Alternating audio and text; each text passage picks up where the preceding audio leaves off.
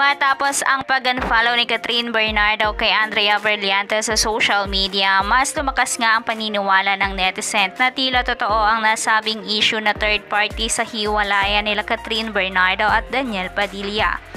At totoo ang nasabing breakup ng dalawa.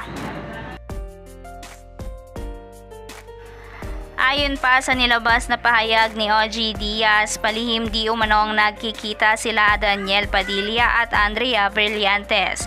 Tila totoo ang unang balitang inilabas ni OG dahil kapansin-pansin sa mga social media nila Daniel Padilla at Andrea Berliantes ay pareho silang nasa golf court.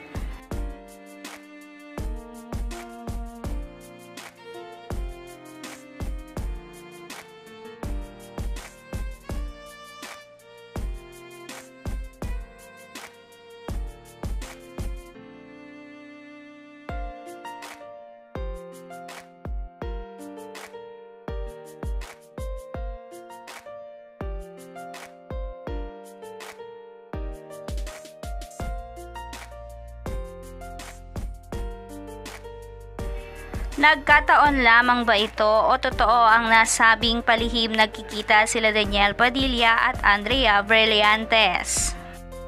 Sa kabilang banda, umaasa pa rin ang Katniel fans na hindi totoo ang nasabing balita ng kanilang hiwalayan. At umaasa ang mga ito na lilinawin ng Katniel ang tunay na status ng kanilang relasyon. Kaya naman, kung gusto mo pa na palaging updated sa kanila, huwag mong kalilimutan mag-subscribe sa aking YouTube channel.